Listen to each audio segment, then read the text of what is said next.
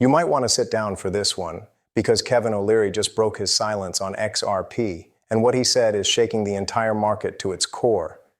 He didn't mince words. He didn't sugarcoat it. He looked straight into the camera and said, "Most people have no idea what's coming."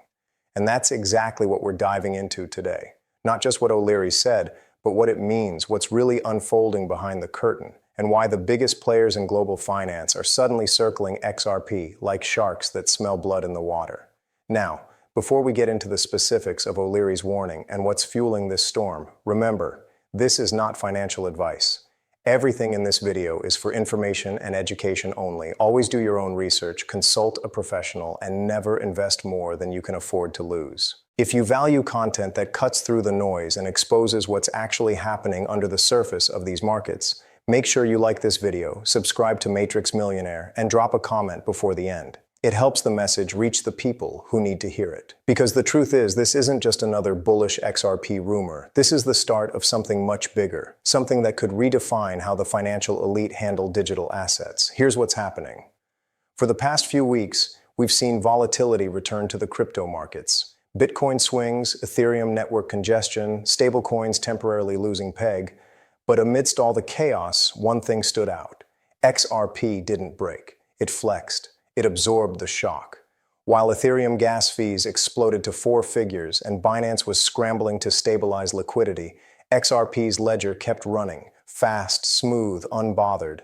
And that's exactly what caught O'Leary's attention. See, O'Leary has always been brutally honest about crypto. He's called out scams, hype coins, and speculative manias. But he's also admitted that the infrastructure layer of crypto, the technology that can actually replace the outdated rails of global payments, is where the real money will be made.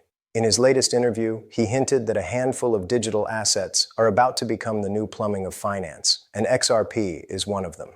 He said, "The next decade won't be about chasing prices. It'll be about owning the rails." That's not just a quote. It's a map of where smart money is heading. Because let's face it, we're not living in the speculative era of 2017 anymore. We're in the era of tokenized capital markets, where everything from bonds to commodities to entire currencies are being re-engineered to move across blockchain rails. And when that migration hits full force, the assets that can handle speed, scalability, and compliance will become the backbone of global liquidity. That's exactly where XRP fits in. But here's the part O'Leary emphasized, and this is what most people are missing. He said that the majority of retail investors are still chasing narratives while institutional desks are already building positions behind the scenes. Translation: while everyone's arguing on social media about price targets, the billion-dollar desks are accumulating the infrastructure assets, the ones that can power an entirely new financial system. It's not hype, it's positioning.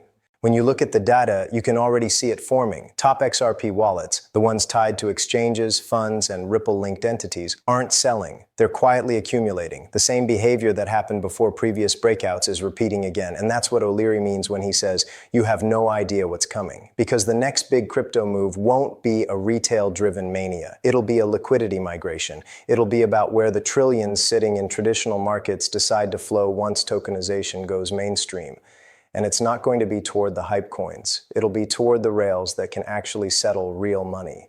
That's why, when asked what assets will survive regulation and thrive under institutional oversight, O'Leary said something that raised eyebrows. The ones that can play nice with governments. The ones that already have use cases sound familiar? That's XRP's entire design philosophy. While other projects fought against regulators, Ripple built relationships with them. While others focused on community hype, Ripple focused on global adoption, payments, remittances, cross-border liquidity. And now, those moves are paying off. The old guard of finance, the Visas, the PayPals, the Fidelities, are laying down blockchain rails behind closed doors, quietly integrating systems that settle faster, cheaper, and with transparency. You see, XRP's narrative was never supposed to be about memes or speculation. It's about efficiency. And efficiency is exactly what the financial world is starving for right now. Because when interest rates are dropping, markets are flooding with liquidity, and institutions are desperate for real yield, the assets that can move capital instantly with compliance become invaluable. That's why O'Leary's tone shifted. He's not hyping XRP for retail attention. He's signaling that the next phase of crypto adoption is no longer theoretical. It's already in motion. And when institutions start moving in, they don't buy hype. They buy infrastructure. That's what he meant by, you have no idea what's coming. Because most people are still thinking in bull runs and price charts. The smart money is thinking in systems and ownership. And right now, those systems are being built on blockchain rails that XRP has been quietly perfecting for over a decade. Let's connect the dots, because what Kevin O'Leary said doesn't stand alone. His warning lines up perfectly with what Tom Lee and Cathie Wood have both been signaling. A once-in-a-generation shift where institutional liquidity and regulatory clarity converge to rebuild global finance on blockchain rails. Tom Lee, who's been one of the most accurate macro analysts on Wall Street, recently said that this cycle isn't a speculative boom, it's a capital migration. Institutions aren't gambling anymore, they're engineering a new financial system piece by piece. His forecast for Bitcoin hitting 2 million and Ethereum reaching 60,000 wasn't meant to sound outrageous. It was meant to show scale, to illustrate the amount of institutional liquidity preparing to enter the system once regulations are clear and compliance pipelines are open. Now look at what's happening behind the scenes. Governments are no longer fighting blockchain. They're co-opting it. The US, Europe, and Asia are all introducing frameworks that finally separate speculation from infrastructure. For the first time, banks can hold digital assets directly on their balance sheets, broker-dealers can tokenize securities, and funds can offer exposure through ETFs. Regulation no longer means restriction, it means validation. That's exactly what Cathie Wood was talking about when she called stablecoins the bridge asset between legacy finance and decentralized rails. They're the training wheels for full-scale tokenization. Once the system proves it can move trillions in digital dollars safely, everything else follows: equities, bonds, commodities, and the cross-border settlements that connect them. And what do you need to make that entire tokenized ecosystem actually work? Speed, liquidity, compliance. That's the trifecta. And it's the same trifecta that the XRP ledger was built for. While Ethereum still struggles with congestion and $1,000 gas fees, the XRP ledger settles global payments in seconds at fractions of a cent. That kind of performance isn't a convenience. It's a requirement when you're moving institutional money.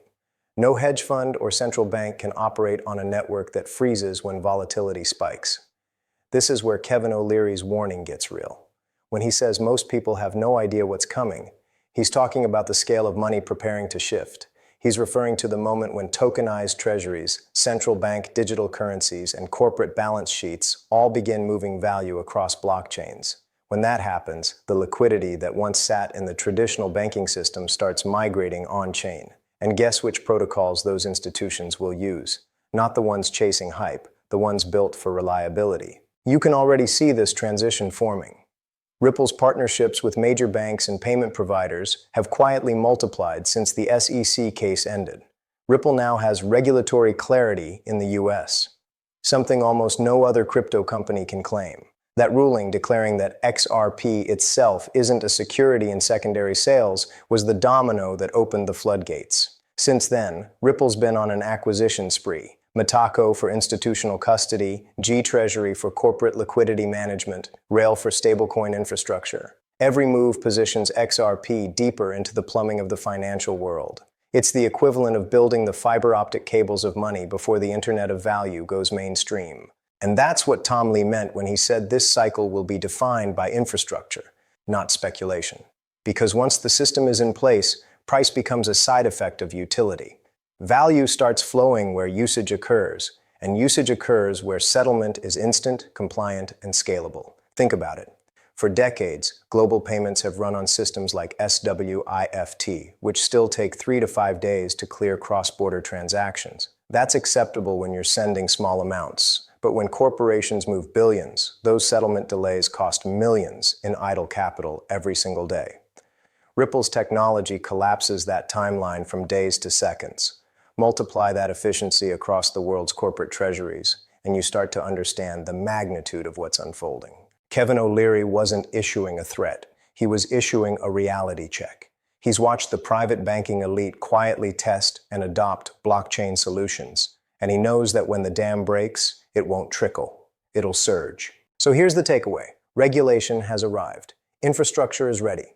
Institutions are loading their positions. And while retail investors debate whether XRP can hit $5 or $50, the real conversation at the top is about control. Control over the rails that move global liquidity. That's the game being played right now. And the assets that power those rails will define the next era of wealth creation. Now, here's where everything comes full circle. Because what Kevin O'Leary just said about not knowing what's coming isn't just a prediction. It's a reflection of what's already happening quietly in the background. We're in what insiders call the liquidity trap, a stage where price doesn't reflect value and where the real players quietly build positions while the public looks the other way. You can see it plain as day if you know where to look. On-chain data shows top XRP wallets are accumulating, not selling. Exchange reserves are shrinking, even as volume spikes. That means coins are leaving public exchanges and moving into cold storage, the kind of behavior that happens right before a supply crunch. And yet, retail investors still think XRP is stagnant. They're measuring progress by price action instead of infrastructure adoption, and that's where most people lose the plot. Because markets move in two phases, accumulation and realization. Accumulation happens in silence, behind the scenes, when confidence is low. Realization happens when that hidden demand finally collides with limited supply, and that's when explosions happen. That's what Kevin's warning really means. He's not telling you to buy, he's telling you to wake up, because when institutional liquidity enters this market, it won't do it slowly. It'll reprice everything in weeks, not years. And it's not just theory, the signs are already flashing. Ripple's partnerships are multiplying. Central banks are piloting tokenized settlement. Regulatory frameworks are shifting from if to how. Even major funds that once dismissed crypto are now creating dedicated blockchain divisions. Why? Because they've realized this simple truth. The next generation of wealth won't come from owning the products of the system. It'll come from owning the system itself. That's why Kevin's tone is so serious. He's watched this cycle before. The same disbelief that kept people out of Bitcoin in 2013, out of Ethereum in 2017, is now keeping them blind to XRP's transformation in 2025. But the people paying attention, the builders, the institutions, the insiders, they're already positioning for what comes next. And what comes next isn't another bull run based on hype. It's a structural reset, the integration of blockchain into every layer of finance. When tokenized assets, digital dollars, and real-world collateral all start moving across programmable rails, XRP won't just be a speculative asset, it'll be a necessity, the bridge that connects fragmented liquidity into a unified global flow. Think about it.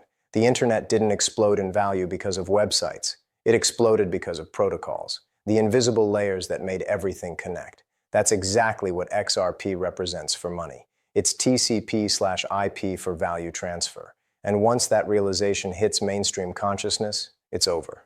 The same institutions that are quietly testing Ripple's rails today will be the ones running tomorrow's digital markets.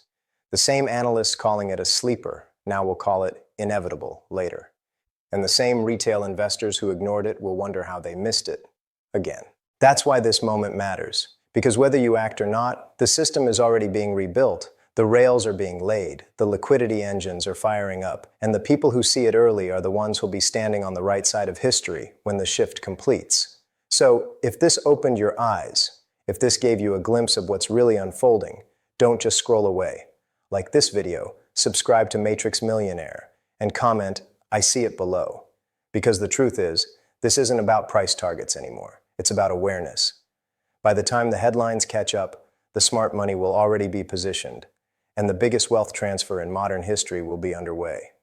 Stay sharp, stay independent, and as always, this is not financial advice. It's financial awakening.